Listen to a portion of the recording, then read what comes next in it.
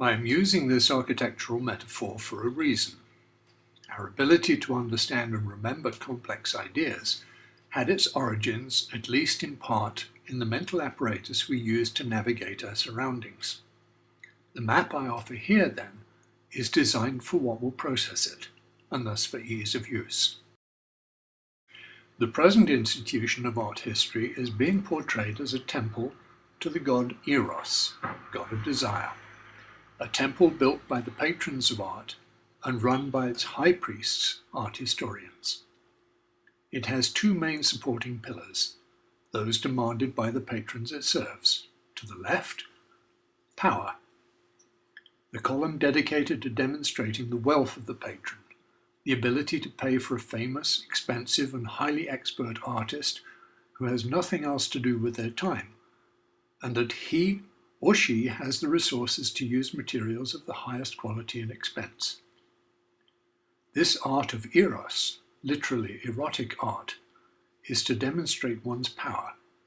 It is not about carrying messages and instructions regarding life in general, just one aspect of it. It promotes subservience to wealth and power over true living.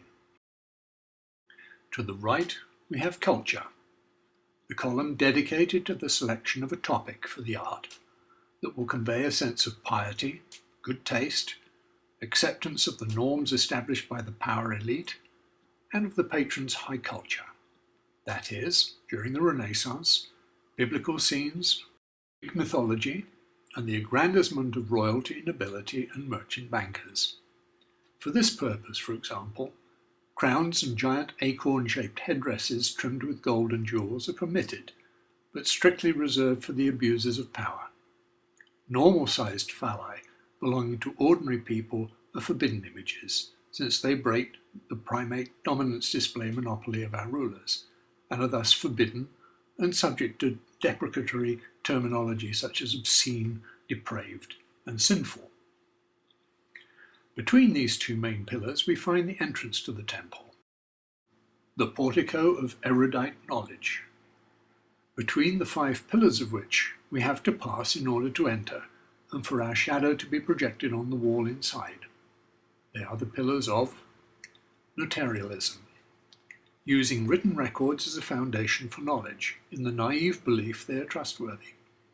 These include documents containing dates of birth and deaths, enlisting the parentage of children, wills and other legal documents to provide details of a person's wealth and connections, and using the notary reference metonymically to tax records and the unsubstantiated accounts of Renaissance artists given by Ghiberti, Vasari, and others.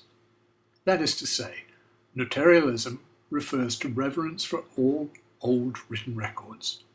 What this approach simple-mindedly ignores is that the family always had people trained as notaries, so these records could be adulterated as required for survival and advancement of the family.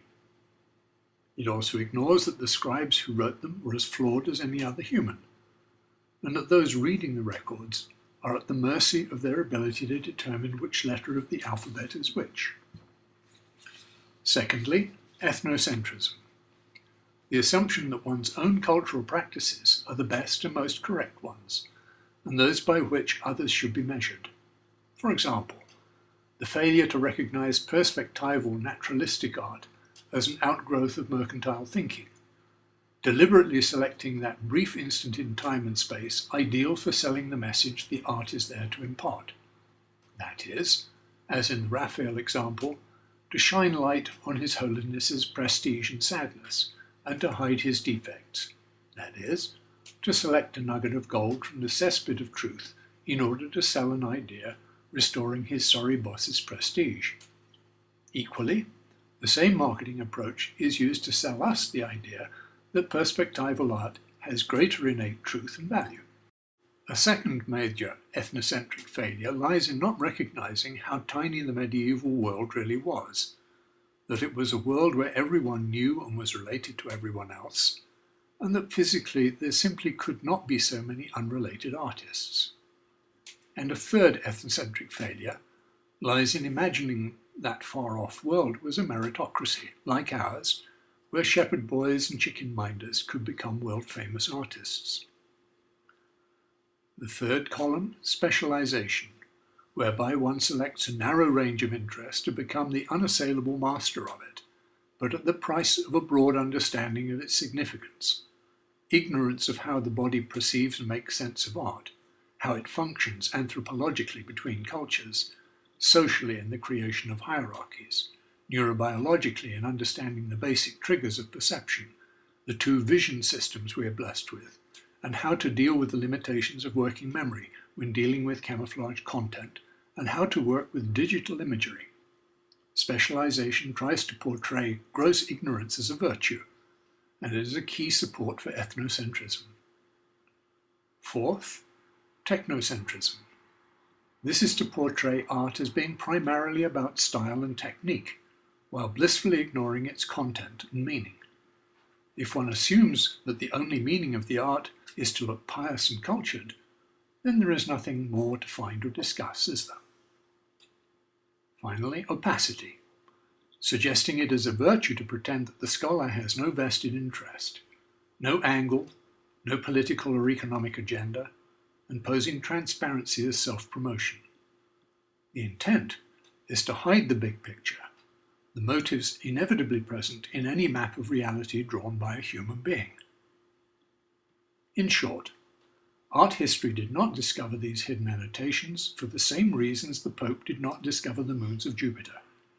It was heresy, multiple heresy, 4 times over for Galileo, 1 for each moon, and 7 times over for art historians, 1 for each column of the temple.